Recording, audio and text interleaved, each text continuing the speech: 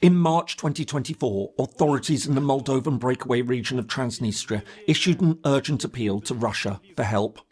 This comes amidst growing Russian speculation that Moldova could use the ongoing war in Ukraine to seize back control of the territory, which has remained under Russia's protection for over 30 years. In the meantime, Moscow has publicly warned that any use of force would be seen as a direct attack on Russia itself. So, could Moldova really try to retake Transnistria? Hello and welcome. If you're new to the channel, my name is James Kerr-Lindsay, and here I take an informed look at international relations, conflict, security and statehood. How should countries try to regain control of territories that are broken away? In modern international relations, the general view has tended to be that de facto states, as these territories are usually known, should be reintegrated peacefully through negotiations. However, such talks can often be long and fruitless, thus cementing a frozen conflict. For this reason, some countries opt to take a different approach and retake such territories by force instead. While this may not have been an option earlier in a dispute, changing circumstances can sometimes make this possible. A recent example was Azerbaijan's successful military campaign to retake Nagorno-Karabakh. One of the most interesting current debates between the two approaches concerns Moldova and the Russian-backed breakaway region of Transnistria. While Moldova has been committed to the peaceful settlement of the dispute for over 30 years, this has failed to produce a breakthrough. But with Russia now tied up in Ukraine, some have suggested that now might indeed be the best moment to retake the territory by force. The Republic of Moldova is in Eastern Europe. A landlocked country, it borders Ukraine to the north, east and south, and Romania lies to its west. In total, it's around 34,000 square kilometres, or approximately 13,000 square miles. Its population currently stands at around 2.6 million. While Romanian-speaking Moldovans comprise most of the country's inhabitants, around 7% of the population are Ukrainians and 4% are ethnic Russians. Transnistria lies along Moldova's eastern edge on the border with Ukraine. A thin strip of territory, it's about 200 kilometres long and a little over 2 kilometres wide at its narrowest point. Altogether, it amounts to around 4,200 square kilometres or 1,600 square miles, or around 10% of Moldova's territory. According to Transnistria's last census carried out in 2015, the population was around 475,000. The two largest groups are Russians and Moldovans, each at around 30%, and Ukrainians, who comprise roughly a quarter of Transnistria's inhabitants. Moldova first emerged in the Middle Ages as the Principality of Moldavia, a vassal state of the Ottoman Empire.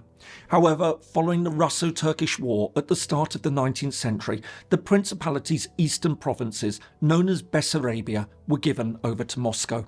Although the Kingdom of Romania, which emerged following the union of Moldavia and Wallachia in the late 19th century, claimed control of Bessarabia, the area remained under Russian imperial rule. This lasted until 1917 and the start of the Russian Revolution, when Bessarabia seized its chance to break away and unite with Romania. However, the newly created Soviet Union refused to accept the region's incorporation into Romania and continued to lay claim to it. To this end, the USSR established a separate self-governing entity within the Ukrainian SSR, the Moldavian Autonomous Soviet Socialist Republic. This operated from the east bank of the Dniester River. Following the start of the Second World War, Moscow saw its chance to seize back Bessarabia. On the 2nd of August 1940, Bessarabia and the area on the Dniester River's eastern bank, known as Transdniester or Transnistria, were merged to become the Moldavian Soviet Socialist Republic, a new top-level republic of the USSR.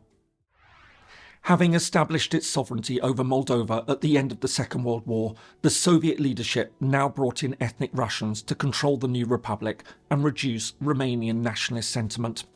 As a result, by the end of the 1980s, Ukrainians and Russians amounted to around a quarter of the population, with many concentrated in Transnistria. However, as the Soviet Union weakened, Moldova's communist leadership increasingly emphasized the republic's Romanian heritage and identity, thus feeding tensions with Transnistria. In August 1991, Transnistrian leaders announced that the region had broken away, forming the Pridnestrovian Moldavian Republic. Just over half a year later, on the 2nd of March 1992, the day that the newly independent Republic of Moldova joined the United Nations, fighting broke out. As clashes erupted between Moldovan and Transnistrian forces, Russian troops stationed in Transnistria stepped in.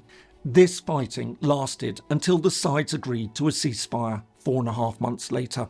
Under the terms of the agreement, in addition to contributing troops to an international peacekeeping force, the Russian Federation would also keep a separate military contingent in Transnistria, thus becoming the guarantor of the new de facto state's existence. And despite calls from the UN General Assembly for the troops to withdraw, even to this day, around 1,500 Russian troops remain in Transnistria. Over the following decades, international efforts to resolve the Transnistrian issue all failed.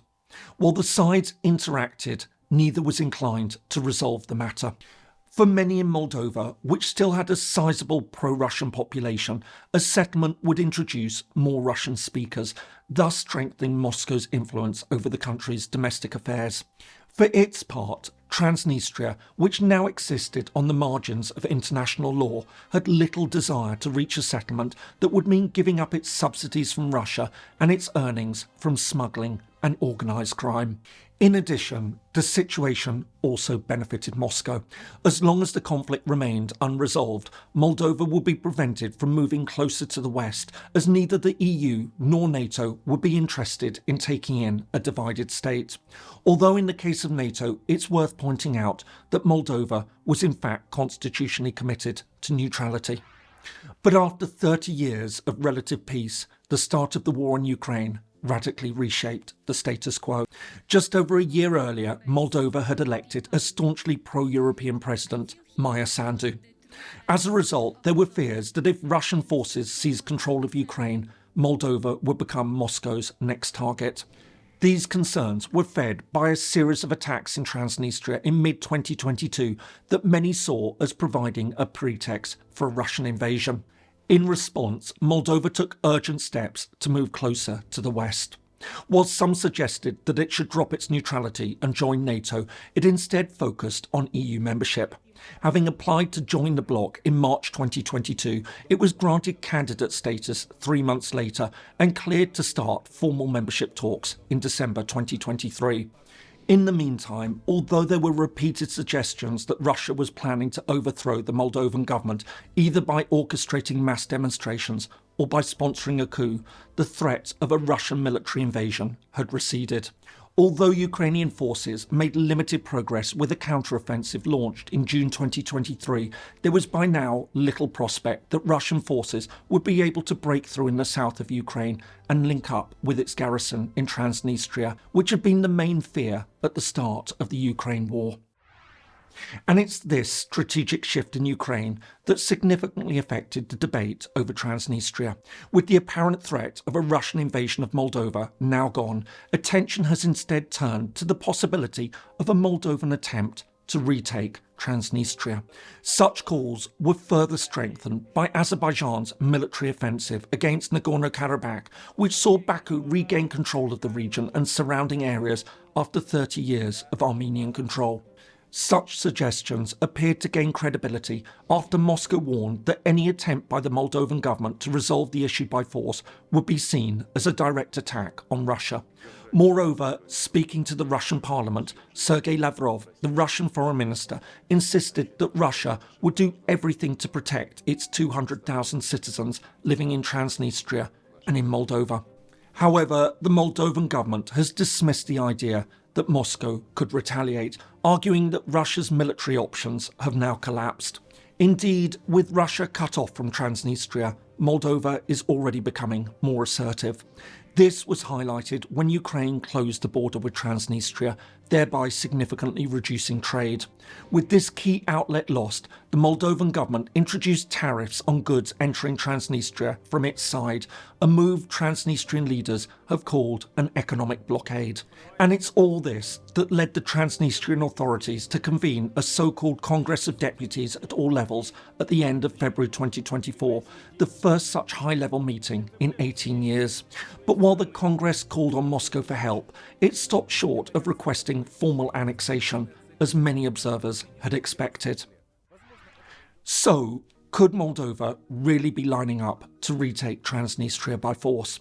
While many observers would certainly regard any effort to retake the territory as a legitimate act to reassert Moldovan sovereignty, military action is nevertheless highly improbable. For one thing, Moldova has always insisted that it wants a peaceful resolution to the situation. There's never been the deep ethnic hostility between the two sides, as is often seen in other separatist conflicts. While Moldova has certainly stepped up its efforts to assert control, there are no indications that this means a military solution. More to the point, even if it wanted to take a military approach, there's little indication that it could do so. Moldova's armed forces are small and comparatively weak. While the country has announced increased defence spending and plans to modernise its armed forces, there's no sign that it's ready to stage any sort of invasion. But even if it tried to stage an invasion, there's no guarantee it would succeed.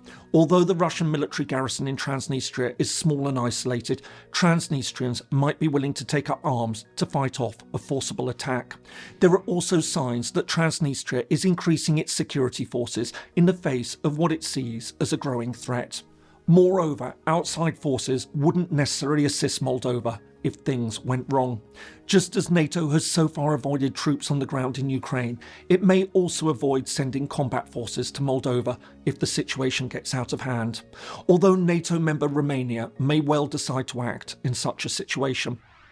However, aside from the military limitations of using armed force, there are also compelling political reasons not to pursue Transnistria's forced integration at this stage. Although polling suggests that pro-European voices remain dominant in Moldova, many ordinary Moldovans nevertheless remain pro-Russian. The fear is that Transnistria's forcible integration might strengthen that support. Ironically, this might make Russia even more powerful in the country than if Transnistria remained politically quarantined as it is now. This softly approach makes even more sense if one considers that there are also signs that Moscow's influence is perhaps waning in Transnistria. For example, turnout for the recent Russian presidential election was significantly lower in Transnistria than it had been in the past.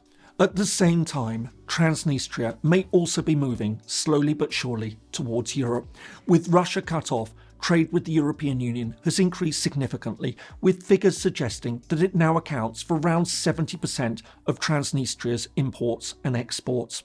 For all these reasons, rather than force reintegration through a potentially costly conflict, Moldova could be far better off letting things remain as they are, at least for now. A peaceful, organic reunification may yet be possible. I hope you found that useful. If so, here are some more videos that you might find interesting. Thanks so much for watching, and see you in the next video.